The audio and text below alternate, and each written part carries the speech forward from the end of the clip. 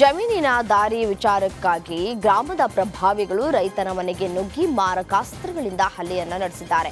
ಯಾದಗಿರಿ ಜಿಲ್ಲೆಯ ವಡಗೇರ ತಾಲೂಕಿನ ಜೋಳದಗಡಗಿ ಗ್ರಾಮದಲ್ಲಿ ಈ ಒಂದು ಘಟನೆ ನಡೆದಿದೆ. ಶರಣಪ್ಪ ಮಾಸ್ಟರ್, ಈಶಪ್ಪ ಸೇರಿ 12 ಜನ ಹಲ್ಲೆಯನ್ನ ಮಾಡಿದ್ದಾರೆ. ಈ ಹಲ್ಲೆಯಲ್ಲಿ ರೈತ ಮಲ್ಲಪ್ಪ ಗಂಗಣ್ಣೋರ ಹಾಗೂ ಆತನ ಪತ್ನಿಗೆ ಗಾಯಗಳಾಗಿವೆ. ಹಲ್ಲೆಗೆ ಒಳಗಾದಂತಹ ಮಲ್ಲಪ್ಪ ಯಾದಗಿರಿ ಕಿಮ್ಸ್ ಆಸ್ಪತ್ರೆಗೆ ದಾಖಲಾಗಿ ಚಿಕಿತ್ಸೆಯನ್ನು ಪಡಿತಾ ಇದ್ದಾರೆ. ಪ್ರಕರಣ ಸಂಬಂಧ ಈಶಪ್ಪ, ಸೂಗಪ್ಪ ಸೇರಿ 12 ಜನರ ವಿರುದ್ಧ ವಡಗೇರ ಪೊಲೀಸ್ ಠಾಣೆಯಲ್ಲಿ ಪ್ರಕರಣ ದಾಖಲಾಗಿದೆ. ಇಲ್ಲೊಬ್ಬ ಗ್ರಾಮ ಪಂಚಾಯಿತಿಯ ಪಿಡಿಒ ಲೋಕಾಯುಕ್ತಕ್ಕೆ ಬಲೆಗೆ ರೆಡ್ ಹ್ಯಾಂಡ್ ಆಗಿ ಸಿಕ್ಕಿಬಿದ್ದಿದ್ದಾನೆ. ವ್ಯಕ್ತಿಯೊಬ್ಬರಿಂದ 2 ಲಕ್ಷ ರೂಪಾಯಿ ಪಡೆಯುವ ವೇಳೆ ಬಳ್ಳಾರಿ ತಾಲೂಕಿನ ಶ್ರೀಧರಗಡ್ಡೆ ಪಿಡಿಒ ಲೋಕಾಯುಕ್ತಕ್ಕೆ ಬಿದ್ದಿದ್ದಾನೆ. ಶ್ರೀಧರಗಡ್ಡೆ ಗ್ರಾಮ ಪಂಚಾಯಿತಿಯ ವ್ಯಾಪ್ತಿಯ ಖಾಸಗಿ ಬಡಾವಣೆಯೊಂದರ ಸ್ವಾಧೀನ ಪತ್ರವನ್ನು ನೀಡುವುದಕ್ಕೆ ಬರೋಬ್ಬರಿ 7 ಲಕ್ಷ ರೂಪಾಯಿ ಲಂಚದ ಹಣಕ್ಕೆ ಬೇಡಿಕೆಯನ್ನ ಇಟ್ಟಿರುವುದಾಗಿ ಏರೇಶಿ ಎಂಬಾತ ಲೋಕಾಯುಕ್ತಕ್ಕೆ ದೂರನ್ನ ನೀಡಿದ್ರು. ದೂರನ್ನ ಆಧರಿಸಿ ದಾಳಿಯನ್ನು ನಡೆಸಿದಂತಹ ಲೋಕಾಯುಕ್ತ ಅಧಿಕಾರಿಗಳು 2 ಲಕ್ಷ ರೂಪಾಯಿ ಲಂಚದ ಹಣ ಪಡೆಯುವಾಗಲೇ ಪಿಡಿಒ ಪ್ರಾಣೇಶ್ ಅವರನ್ನ ಹಿಡಿದಿದ್ದಾರೆ. ಹಿಂದೂ ಮುಸ್ಲಿಂ ಐಕ್ಯತೆಯ ಹಬ್ಬವಾದಂತಹ ಮೊಹರಂ ಹಬ್ಬವನ್ನ ವಿಜಯನಗರ ಜಿಲ್ಲೆಯಾದ್ಯಂತ ಅದ್ದೂರಿಯಾಗಿ ಆಚರಣೆಯನ್ನ ಮಾಡಲಾಗಿದೆ. ಅಗ್ನಿಕುಂಡದಲ್ಲಿ ಧಗಧಗನೆ ಉರಿತಾ ಇರುವಂತಹ ಅಗ್ನಿಕುಂಡಕ್ಕೆ ಭಕ್ತಾದಿಗಳು ಉಪ್ಪು ಮತ್ತು ಕಟ್ಟಿಗೆ ಹಾಕ್ತಾ ಇದ್ದು, ಇನ್ನು ಹಾಲಸ್ವಾಮಿಗೆ ಭಕ್ತಾದಿಗಳು ಭಕ್ತಿಯಿಂದ ನೈವೇದ್ಯವನ್ನ ಸಲ್ಲಿಕೆ ಮಾಡಿದ್ದಾರೆ.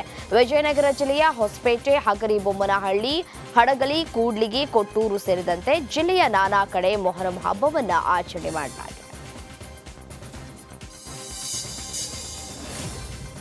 ಕಲಬುರಗಿ ನಗರದಲ್ಲಿ ಬಿಜೆಪಿ ಮುಖಂಡ ಮಣಿಕಂಠ ರಾಠೋಡ್ ಸಹಾಪುರ ಪೊಲೀಸರು ಬಂಧಿಸಿದ್ದಾರೆ.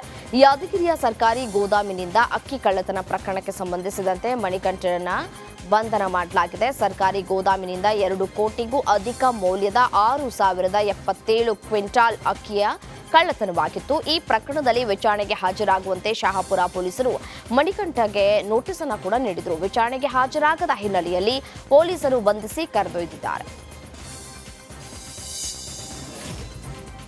ತುಮಕೂರು ನಗರದಲ್ಲಿ ಬೀದಿ ನಾಯಿಗಳ ದಾಳಿ ಹೆಚ್ಚಾಗಿದೆ. ಬೀದಿ ನಾಯಿಗಳನ್ನು ನಿಯಂತ್ರಿಸುವಂತೆ ಭಾರತ ಕಮ್ಯುನಿಸ್ಟ್ ಪಕ್ಷ, ಬೀದಿ ಬದಿ ವ್ಯಾಪಾರಿಗಳ ಸಂಘ ಸೇರಿದಂತೆ ಹಲವು ಸಂಘಟನೆಯಿಂದ ಪ್ರತಿಭಟನೆಯನ್ನು ನಡೆಸಿದರು. ತುಮಕೂರು ಮಹಾನಗರ ಪಾಲಿಕೆ ಆವರಣದಲ್ಲಿ ಘೋಷಣೆ ಕೂಗಿ ಆಕ್ರೋಶವನ್ನು ಹೊರಹಾಕಿದರು. ನಾಯಿಗಳಿಗೆ ಸಂತಾನಹರಣ ಚಿಕಿತ್ಸೆ ಮಾಡಿಸಬೇಕು, ನಾಯಿಗಳಿಂದ ದಾಳಿಗೆ ಒಳಗಾದಂತಹ ಗಾಯಾಳುಗಳ ಸಂಪೂರ್ಣ ಚಿಕಿತ್ಸಾ ವೆಚ್ಚವನ್ನ ಮಹಾನಗರ ಪಾಲಿಕೆ ಭರಿಸುವಂತೆ ಆಗ್ರಹಿಸಿದ್ದಾರೆ. ಅಪಘಾತವಾಗಿ ಬಿದ್ದಿದ್ದ ಗಾಯಾಳು ನೆರವಿಗೆ ಧಾವಿಸದೆ ಪೊಲೀಸರು ದರ್ಪ ಮೆರೆದಿದ್ದಾರೆ. ಗಾಯಗೊಂಡ ವ್ಯಕ್ತಿಯ ಕಿವಿಯಲ್ಲಿ ರಕ್ತಸ್ರಾವವಾಗಿದ್ದರೂ ಮೂಕ ಪ್ರೇಕ್ಷಕರಂತೆ ಪೊಲೀಸರು ನಿಂತಿದ್ದಾರೆ. ಈ ಘಟನೆ ನಡೆದಿದ್ದು ಯಶವಂತಪುರದ ತ್ರಿವೇಣಿ ರಸ್ತೆಯಲ್ಲಿ. ಹೊಯ್ಸಳ ವಾಹನದಲ್ಲಿ ಗಾಯಾಳನ್ನ ಆಸ್ಪತ್ರೆಗೆ ಸೇರಿಸುವುದಕ್ಕೆ ಯುವಕನ ಮನವಿ ಮಾಡಿಕೊಂಡ್ರೂ ಕೂಡ ಕೇಳದೆ ಸಿಬ್ಬಂದಿ ಸುಮ್ಮನೆ ಇದ್ದಾರೆ. ಕೊನೆಗೆ ಯುವಕ ತನ್ನದೇ ಕಾರ್ನಲ್ಲಿಯೇ ಕರೆದುಕೊಂಡು ಆಸ್ಪತ್ರೆಗೆ ಸೇರಿಸಿದ್ದಾರೆ.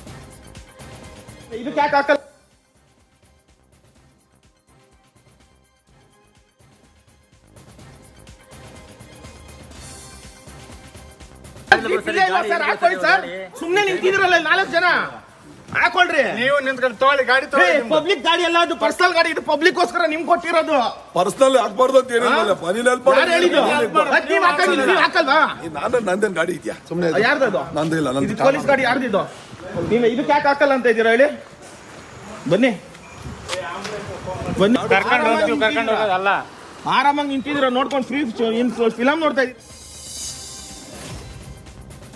ಭಾರತ ಕ್ರಿಕೆಟ್ ತಂಡದ ಖ್ಯಾತ ವೇಗಿ ಮೊಹಮ್ಮದ್ ಶಮಿ ಬೆಂಗಳೂರಿನಲ್ಲಿ ವಿಶ್ರಾಂತಿಯನ್ನ ಪಡಿತಾ ಇದ್ದಾರೆ. ಟೀಂ ಇಂಡಿಯಾದ ಸ್ಟಾರ್ ಆಟಗಾರರನ್ನ ಸಚಿವ ಜಮೀರ್ ಅಹ್ಮದ್ ಖಾನ್ ಭೇಟಿ ಮಾಡಿದ್ದಾರೆ.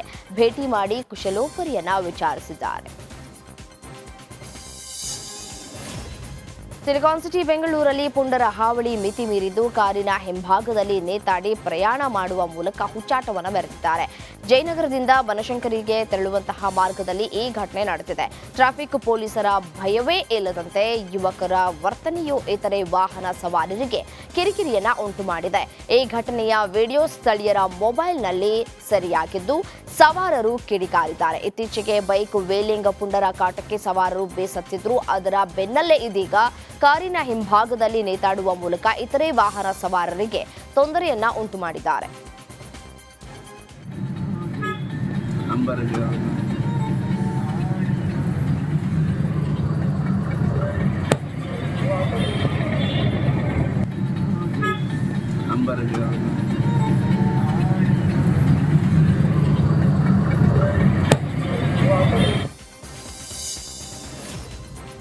ಸಿಲಿಕಾನ್ ಸಿಟಿ ಬೆಂಗಳೂರಲ್ಲಿ ಖದೀಮರ ಹಾವಳಿ ಹೆಚ್ಚಾಗ್ತಲೇ ಇದೆ. ಇಲ್ಲೊಬ್ಬ ನೋಡಿ ಕೇವಲ 10 ಸೆಕೆಂಡ್ನಲ್ಲಿ ಹೆಲ್ಮೆಟ್ ಕದ್ದು ಪರಾರಿಯಾಗ್ತಾನೆ.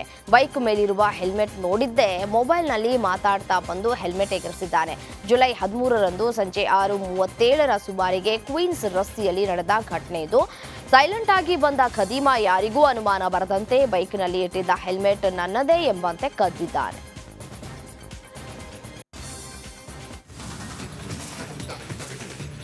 ವಾಲ್ಮೀಕಿ ನಿಗಮದ ಅಕ್ರಮ ಹಣ ವರ್ಗಾವಣೆಗೆ ಬಿಗ್ ಟ್ವಿಸ್ಟ್ ಸಿಕ್ಕಿದೆ. ಹಣ ಟ್ರಾನ್ಸ್ಫರ್ ಆಗಿದ್ದು ಹೇಗೆ, ಎಲ್ಲಿಂದ, ಯಾರು ಮಾಡಿದ್ದು ಅಂತ ಹುಡುಕಿ ಹೊರಟ ಇಡಿಗೆ ಬಿಗ್ ಲೀಡ್ ಸಿಕ್ಕಿದ್ಯಂತೆ.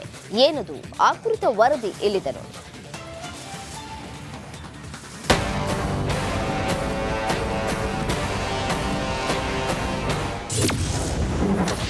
ವಾಲ್ಮೀಕಿ ನಿಗಮ ಹಣ ವರ್ಗಾವಣೆಗೆ ಬಿಗ್ ಟ್ವಿಸ್ಟ್. ರಿಪಬ್ಲಿಕ್ ಕನ್ನಡದ ಮತ್ತೊಂದು ಎಕ್ಸ್ಕ್ಲೂಸಿವ್. ವಾಲ್ಮೀಕಿ ಅಭಿವೃದ್ಧಿ ನಿಗಮದಲ್ಲಿ ನಡೆದ ಅವ್ಯವಹಾರದ ಹಿಂದೆ ಬಿದ್ದಿರುವ ಇಡಿ ಸಂಪೂರ್ಣ ತನಿಖೆಯನ್ನು ನಡೆಸುತ್ತಿದೆ. ನಿಗಮದಿಂದ ಹಣ ಟ್ರಾನ್ಸ್ಫರ್ ಆಗಿದ್ದು ಹೇಗೆ, ಮಾಡಿದ್ಯಾರು, ಯಾವ ಅಕೌಂಟ್ಗಳಿಗೆ ಹೋಯಿತು ಅನ್ನೋದರ ಬಗ್ಗೆ ತೀವ್ರವಾಗಿ ತನಿಖೆ ನಡೆಸುತ್ತಿದ್ದಾರೆ. ಪ್ರತಿಯೊಂದು ಮಾಹಿತಿ ಕಲೆ ಹಾಕ್ತಿರೋ ಇಡಿಗೆ ಒಂದು ಮೇಜರ್ ಲೀಡ್ ಸಿಕ್ಕಿದೆ. ಈ ಎಲ್ಲ ಮಾಹಿತಿ ರಿಪಬ್ಲಿಕ್ ಕನ್ನಡದಲ್ಲಿದೆ. ಅಕ್ರಮ ಹಣ ವರ್ಗಾವಣೆ ಮಾಡಿದ ಅಸಲಿ ಸತ್ಯ.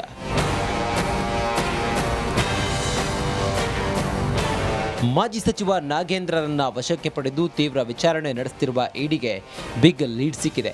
ಬಂಧಿತ ನಾಗೇಂದ್ರನ ಆಪ್ತನ ಅಕೌಂಟ್ನಿಂದಲೇ ಹಣ ವರ್ಗಾವಣೆಯಾಗಿರೋ ಇಡಿ ಮಾಹಿತಿ ಸಿಕ್ಕಿದೆಯಂತೆ. ನಾಗೇಂದ್ರನ ಆಪ್ತ ನೆಕ್ಕಂಟಿ ನಾಗರಾಜ್ ಅಕೌಂಟ್ ಮೂಲಕ ಹಣ ಜಮಾವಣೆಯಾಗಿದೆ. ಸಿಂಧನೂರಿನ ಕೋನ ವೆಂಕಟರಾವ್ ರೆಡ್ಡಿ ಕುಟುಂಬಕ್ಕೆ ನಿಗಮದ ಹಣ ಜಮಾ ಮಾಡಲಾಗಿದೆ. ನೆಕ್ಕಂಟಿ ನಾಗರಾಜ್ ಸಂಬಂಧಿ ಎನ್ನಲಾದ ವೆಂಕಟರಾವ್ ರೆಡ್ಡಿ ಅಕೌಂಟ್ಗೆ ಟ್ರಾನ್ಸ್ಫರ್ ಮಾಡಲಾಗಿದೆ. ಆತನ 2 ಮಕ್ಕಳು, ಓರ್ವ ಮೊಮ್ಮಗನ ಅಕೌಂಟ್ಗೆ ಅಕ್ರಮ ಹಣ ಟ್ರಾನ್ಸ್ಫರ್ ಮಾಡಲಾಗಿದೆ ಅನ್ನೋ ಮಾಹಿತಿ ಇಡಿಗೆ ಲಭ್ಯವಾಗಿದೆ.